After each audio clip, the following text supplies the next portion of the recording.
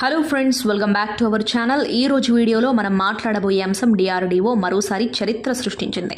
అదేంటో తెలుసుకునేందుకు పూర్తి వీడియోను స్కిప్ చేయకుండా ఎండ్ వరకు చూడండి.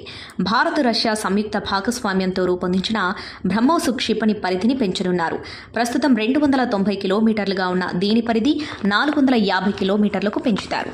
సాంకేతికంగా దీనిలో మార్పులు చేసి ఈ క్షిపణి పరిధిని 450 కిలోమీటర్లకు పెంచుతామని defence research development organisation chief S Christopher ఈరోజు వెల్లడించారు. దీనికి సంబంధించిన తొలి ప్రయోగ పరీక్షను మార్చి 10న నిర్వహించనున్నట్లు ఆయన తెలిపారు. 300 కిలోల బరువుండే యుద్ధ పరికరాలను మోసుకుపోయే బ్రహ్మోస్ను సబ్మెరైన్ షేప్ ఎయిర్ క్రాఫ్ట్తో పాటు భూమిపై నుంచి కూడా ప్రయోగించే సౌలభ్యం ఉందని, ఎలాంటి లక్ష్యాలనైనా ఛేదించగలదని తెలిపారు.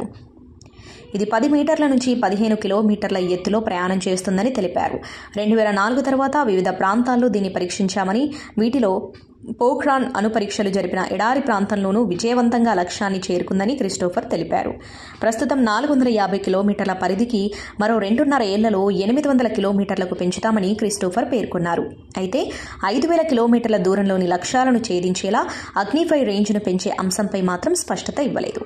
ఇది ఫ్రెండ్స్ ఈ రోజు వీడియో. మీ అభిప్రాయాన్ని కామెంట్లో తెలపండి. అలాగే మా ఛానల్ను లైక్, షేర్ అండ్ సబ్స్క్రైబ్ చేసుకోండి. Thank you.